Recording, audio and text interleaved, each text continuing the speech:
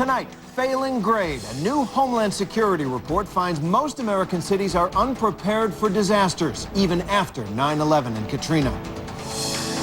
Wartime politics. Congress passes a vote of confidence for the war in Iraq and raises the stakes for a fierce political fight this fall. Trying times. The manhunt for a multimillionaire accused of shooting a family judge. A closer look at the dangers for judges in the family courts. And our person of the week. He was an usher handing out programs a year ago. Today, he's one of Broadway's brightest stars. From ABC News, this is World News Tonight with Charles Gibson. Reporting tonight, Terry Moran. Good evening. This country's learned a lot about disaster over the past few years. The 9/11 attacks and Hurricane Katrina revealed dramatic flaws in federal and local disaster response and triggered a campaign to improve national readiness. Well, now, after years and billions of dollars in Homeland Security spending, a study commissioned by the president says only 10 states have sufficient plans to respond to disasters. The results of this disturbing study are out today, and ABC's Pierre Thomas has the story.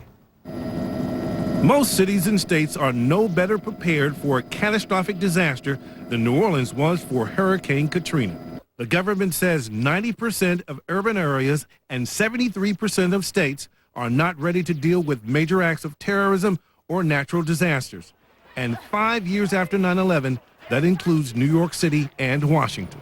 We're ready to deal with the traditional types of emergencies and disasters that we see in this country, the hurricanes, the tornadoes, maybe even the earthquakes of a minor scope and scale, but we're clearly not as ready as we need to be for a catastrophic event on the scope and scale of Katrina. The parallels to the failed response to Hurricane Katrina are stunning. According to the report, for most cities and states, getting people out of harm's way is still a major problem. Weaknesses in evacuation planning are an area of profound concern. As illustrated by Katrina, the disabled, sick, and the elderly will again be left behind in most communities. There's the potential for another fiasco like the Superdome, because in many locations, the ability to care for large numbers of evacuees is inadequate. And in most cases, federal and local emergency personnel still can't communicate by radio. When communities in trouble can't communicate with each other, that's a problem. When they can't coordinate resources for a disaster, that's a problem. Homeland Security officials say states and cities have to develop their own plans. The federal government cannot write plans for 50 states and thousands of municipalities. But many communities believe Homeland Security has failed to provide proper guidance. We need federal and national resources, people at the table with us every day, living and working in our region, building the relationships, and that's what makes all the difference in the world, and we don't have that today. All this despite the billions spent since 9/11 supposedly getting communities ready. Terry? Well, Pierre, as you say, the country spent these billions. Where'd they go? Well, government officials say many communities spent their money on tons of equipment, not on training and planning. And some communities, the leaders may simply not believe that a catastrophe is coming to their town. Pierre Thomas, thanks very much for that report on the continuing challenges of Homeland Security. Now we turn to the war in Iraq and the political battle it spawned on Capitol Hill. Republicans scored a victory in the House today by voting to reject a timetable for U.S. withdrawal. This is a symbolic, non-binding resolution that mostly just shows support for the American mission in Iraq, but it deepens a partisan divide that's stirring up fierce emotions at home. Here's ABC's senior national correspondent, Jake Tapper. All time for debate has expired. The 13-hour debate ended today as it began, with passion. To stay. Let's not come home in humiliation. Let's not tell all of those families that their loved ones died in vain. And to go. Our continued presence is the rallying cry and the recruitment tool for terrorists around the world. Polls indicate a majority of Americans want troops to start coming home, but they do not favor an immediate and complete withdrawal, which raises the political question as to whether this debate helped either side appeal to the American people. They're not really fully pleased with either of the options that they're hearing, of fully pulling out or fully staying the course. They're looking for some kind of middle ground, and nobody has effectively found that middle ground. Republicans, led by House Majority Leader John Boehner, committed to staying until the fight is over. Achieving victory is our only option. And for the sake of the American people and our kids and theirs, we have no choice but to confront these terrorists, win the war on terror, and spread freedom and democracy around the world. Democrats, divided about when to bring troops home, focused on the fact that something needs to change. 2,500 killed, 18,000 wounded, more than half of them permanently. The President of the United States says, stay the course. Stay the course?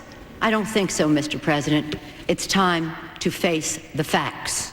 After all the shouting and debate, the House passed the resolution which rejects a timetable for withdrawal and states that Iraq is a front in the global war on terror, in which the resolution states the U.S. will prevail. Meanwhile, in Iraq, fighting continued as if there had been no debate at all. Jake Tapper, ABC News, Washington. Some late news from Iraq now. A search is underway in Iraq tonight for 2 missing soldiers. The military reports they went missing and another soldier was killed south of Baghdad. They came under attack at a traffic control point near a river. And there was one especially vicious attack in Baghdad today, a bombing that killed 13 people. It happened at one of the Iraqi capital's most prominent Shiite mosques. ABC's Miguel Marquez reports from Baghdad. It was an audacious attack, just as Shiite Muslim worshippers were beginning Friday prayers. The mosque's head cleric said guards found shoes stuffed with explosives in the rear of the sanctuary. Then, as they started searching worshippers, the bomber blew himself up. Just when the guard tried to stop him, says the soldier, that's when he exploded. God's curse upon him. It's not the first time this mosque has been a target. The head cleric has been an outspoken critic of the insurgency and its former leader, Abu Musab al-Zarqawi. Just 2 months ago, 3 suicide bombers dressed as women killed more than 70 worshippers here. Today, the bombers struck despite a citywide security crackdown. A vehicle ban in place meant to stop car bombs could not stop the violence. In the 3 days since Operation Together Forward began, there have been 9 attacks around Baghdad, killing at least 30 civilians. This man lost 3 sons. They were heading to work, he cries, and look what happened. Why? Is this Islam? Few here expect 3 years of violence to end after just 3 days. Miguel Marquez, ABC News, Baghdad. Elsewhere in the Middle East now, some very unusual and ominous developments. You know, for decades, the major story from that troubled part of the world has been fighting between Israelis and Palestinians. That's still going on, of course. But some of the most serious fighting in recent weeks has been among Palestinians themselves. ABC's senior foreign correspondent Jim Sciutto reports from Ramallah in the heart of the Palestinian territories. This is the scene almost every day now. Deadly gun battles, pitting Palestinians against Palestinians. 5 months after parliamentary elections, they are locked in a fierce power struggle between the winner, the militant group Hamas, and Fatah, the once unchallenged party of the late Yasser Arafat, now unwilling to give up power. This week, Fatah supporters stormed into the Hamas-led parliament in mid-session. "Shame on you," one parliament member shouted. "This is not civilized." Earlier, Fatah gunmen burned the Hamas prime minister's office. That was in retaliation for this: a brutal assault by Hamas gunmen on a Fatah security headquarters. The violent tit-for-tat has killed more than 20 people in the last month and is raising fears of an all-out civil war. I think it's the worst I've seen it in a long, long time. The Palestinian people are beginning to feel that they can't find a way out. Palestinian security forces such as these men guarding the presidential compound are meant to restore order, but instead many of them have been fighting for their own factions. These Fatah policemen told us they blame Hamas for the fact they haven't been paid in 4 months. The West cut off all aid to the Palestinian Authority after Hamas's election victory, demanding it renounce violence and recognize Israel. but they've refused. So, after years of fighting Israel, Palestinians are fighting themselves. Jim Sciutto, ABC News, Ramallah. And some late news from Washington. The case of Congresswoman Cynthia McKinney came to an end today. McKinney, you might recall, admitted getting into an altercation with a Capitol police officer who tried to stop her from entering a House office building in March. That incident was referred to a grand jury, and today the grand jurors decided not to indict the Georgia Democrat. So that's over. We'll take a break now. Still ahead, manhunt for a millionaire accused in a sniper attack against his divorce judge. We'll take a closer look at family court judges at risk. A genuine American pastime in jeopardy. Why are malls trying to chase teenagers away? And rags to riches. The theater usher, now a big Broadway star. He's our person of the week.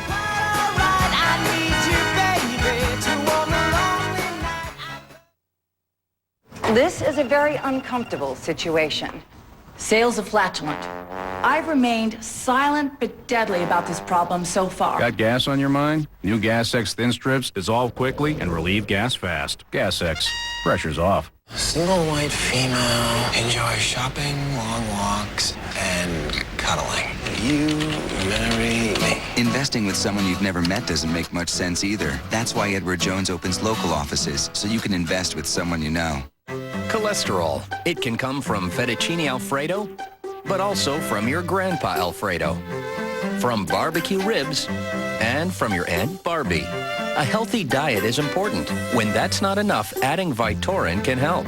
Cholesterol comes from two sources, food and family. Vytorin treats two sources. Only Vytorin helps block the absorption of cholesterol from food and reduces the cholesterol your body makes naturally based on family history. Vytorin was also proven in clinical studies to lower bad cholesterol more than Lipitor alone. Vytorin is not for everyone, including people with liver problems, women who are nursing, pregnant, or may become pregnant. Unexplained muscle pain or weakness could be a sign of a rare but serious side effect. Vytorin may interact with other medicines or certain foods, increasing your risk of getting this serious side effect. Simple blood tests are needed to check for liver problems. So eat right, stay active. But if that's not enough, ask your doctor about adding Vytorin. Two sources of cholesterol. Treat them both with Vytorin.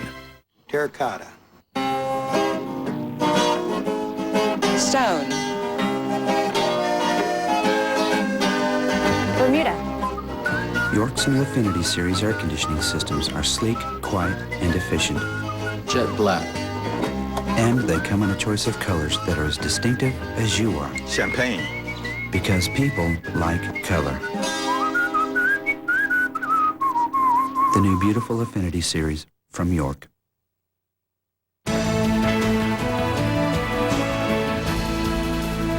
We're going to take a closer look tonight at an alarming phenomenon in the courts, violence against family court judges. We told you this week about a sniper attack on a family court judge in Nevada.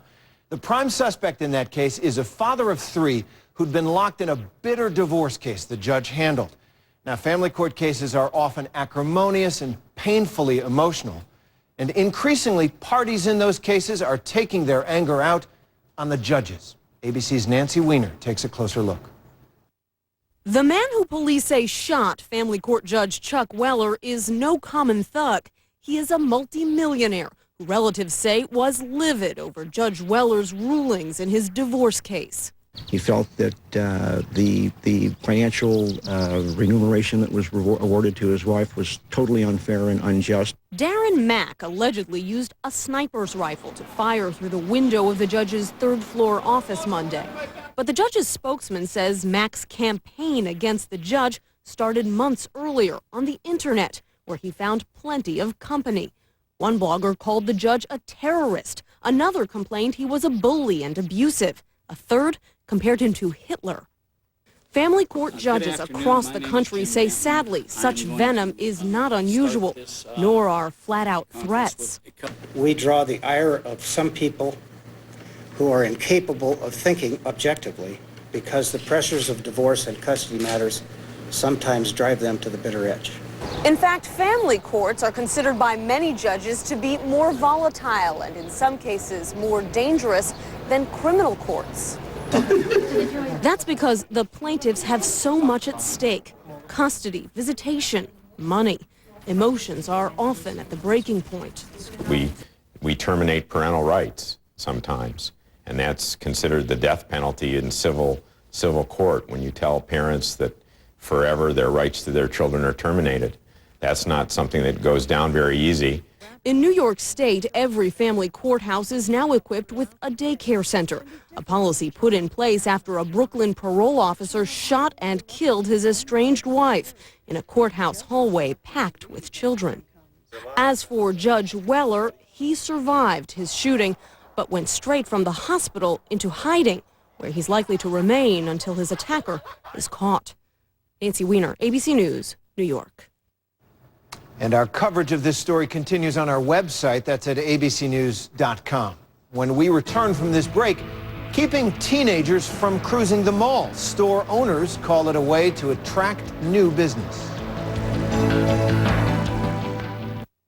What's the new deal at Big Lots? The Britannias are coming just in time for Father's Day. Get great fitting Britannia jeans at the brilliantly low closeout price of just $12.99 and shorts for just $10. Save over 40%. The Britannias are coming, and they're only at Big Lots.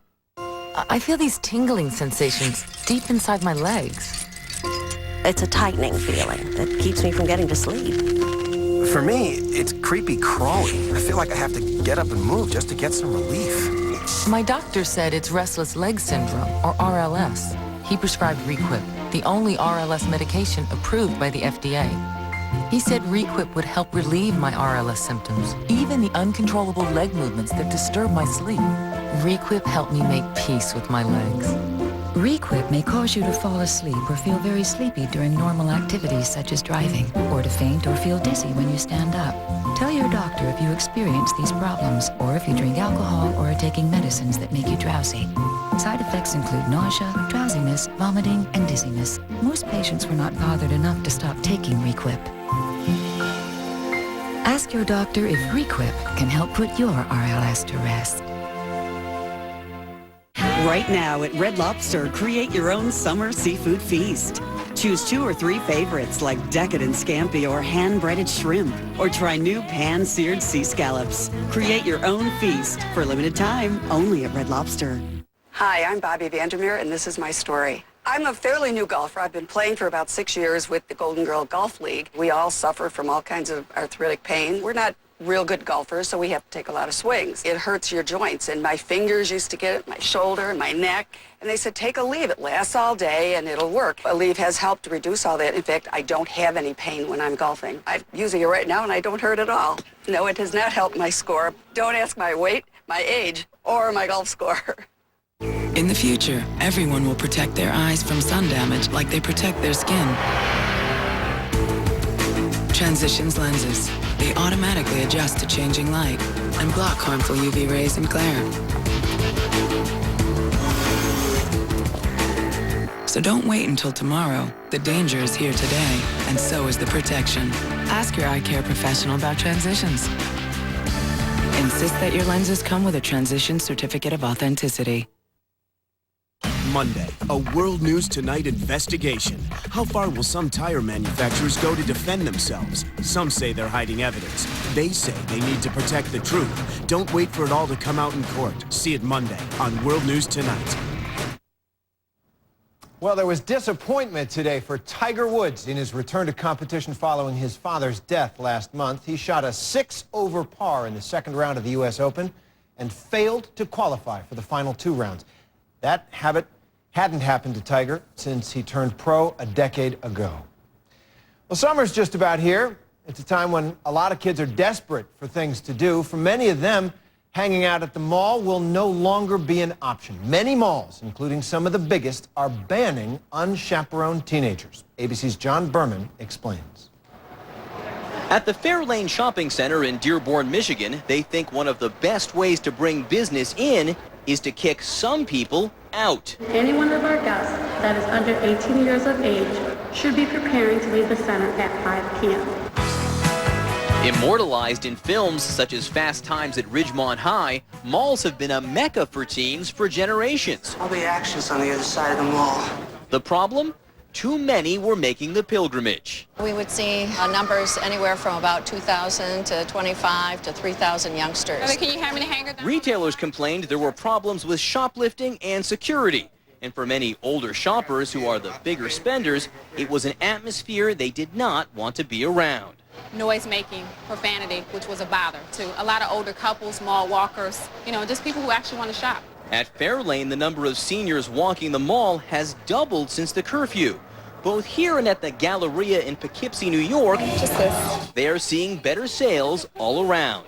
Instead of kids coming in unattended and maybe spending $15 or $20, they are now coming with their parents, and the same stores are seeing sales of $70 and $80 because their parents are with them. There are already more than 100 shopping malls around the country with some kind of curfew in place, and that number is growing. We found only one group conspicuously opposed to the policy: teenagers. It pissed me off. Am I allowed to say that? Well, you already did. So how about the exemption for teenagers with chaperones? Do you guys not want to come here with your parents? No fun. It's not a whole lot of fun hanging out with your friends and your mom. But for the malls, it's not about fun, it's about business, which means the mall rat might need to find a new habitat. John Berman, ABC News, Poughkeepsie, New York. And we're not in the habit necessarily on this broadcast of mentioning birthdays, but we make an exception tonight for the former Beatle, Paul McCartney. When I get older, losing my head, many years from now. The song, When I'm 64. Sir Paul wrote it when he was a teenager. He turned 64 on Sunday. A cultural icon then, and to his fans, still very much needed today. When we return, Charles Gibson with our Person of the Week. Will you still need me? Will you still feed me when I'm 64? World News Tonight and Person of the Week. Brought to you by Walmart.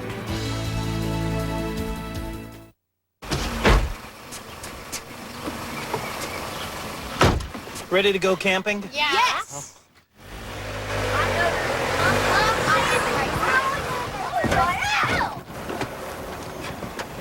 We're here. Don't let high gas prices limit your summer fun.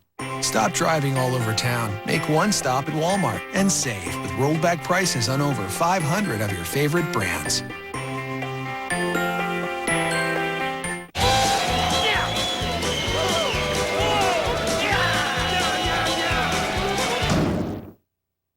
Good thing there's the speed of Maalox in a chewable, because nothing's faster. Maalox, kick acid. I've lived here all my life. I'm not going anywhere.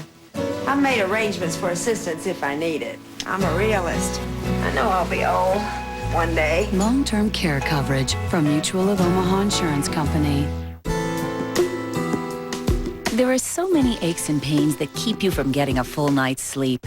But starting tonight, there's a new PM that has them covered. Introducing new Advil PM, the first and only PM with Advil. Now get multi-pain relieving power plus a non-habit-forming sleep aid to gently ease you to sleep. Nothing's proven better on tough pain than Advil. When aches and pains keep you up, there's new Advil PM. Stop hurting and start sleeping. The word is aardvark. Aardvark. A-R. Come on, focus. You know this one. It's the first word in the dictionary. A-A-R-D-V-A-R-K. Aardvark. Correct. All right. With Kellogg's Frosted Mini Wheats, your child won't be distracted by mid-morning hunger. Because with 8 filling layers of sweet, crunchy whole grain fiber... 8 layers. How about it? It's the breakfast that stays with you. My attitude is I am a 61-year young woman with diabetes. I found a better attitude when it comes to eating. New One Touch Ultra 2 with before and after meal averages can help you see how food affects your blood sugar. I can enjoy food again. Under control. One touch changes everything, yeah. Next on the Northwest's only all-local evening newscast, a major decision on the fate of Portland's police chief following an investigation into sexual allegations, plus how a heartless crook stole a laptop used to help a 12-year-old girl.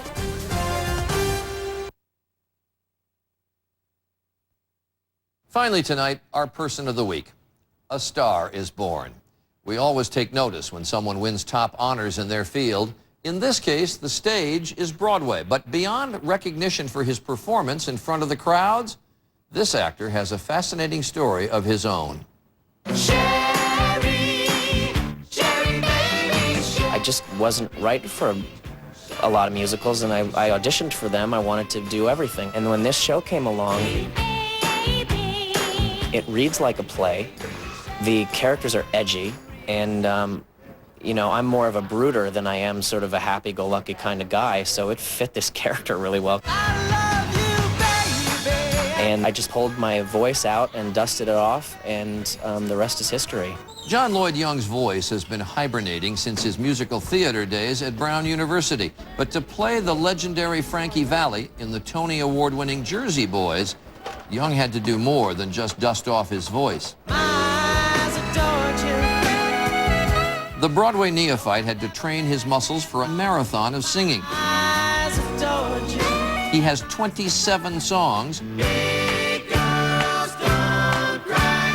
in 2.5 hours, 8 times a week. And then there's that signature falsetto. I thought everyone had a falsetto. I never had a use for it, especially as an actor in plays in New York.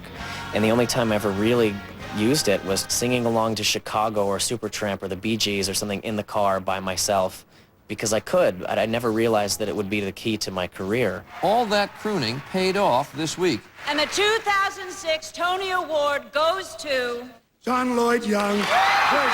The Tony, the highest award for any actor. John has had plenty of experience in Broadway theaters, but none of it was on stage. No. His experience was in showing you your seat and giving you a program. A year, actually, to the day before we opened Jersey Boys, I was ushering in a Broadway theater with no clue that in less than a year, I'd have the role of a lifetime. This job might have seemed like a dead end, but it kept me here. Young caught the acting bug as a young boy doing community theater in upstate New York and on trips to Broadway with his family. After college, he headed there and found work in regional theater and off-Broadway plays. Fortunately, a show about the early days of rock and roll got John Lloyd Young singing again. It's transporting people back to that era, and everybody gets to live it along with us. And there are moments that, as actor and audience, it's almost like there's a volleyball in between us, that's the music, and that we're celebrating it together, because there are moments where you're sort of in a dreamland for a little while. And so we choose John Lloyd Young. He told us he'd love to play Frankie Valli for as long as they'll let him. The days of his passing out programs are over. Now his name is right at the top of the program's main page. And that is World News Tonight for this Friday. I'm Charles Gibson. For Terry Moran and for all of us at ABC News, have a good weekend and good night.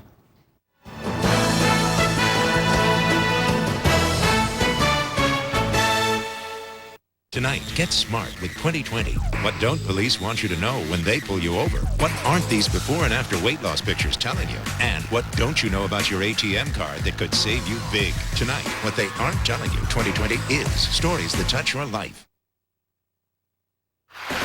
Now, on K2 News at 6:30, Derek Foxworth is no longer chief of Portland Police, but it's not over. What's next in the sexual allegations case against him? Plus, who would do such a thing? How a thief took off with a computer used to help this 12-year-old girl.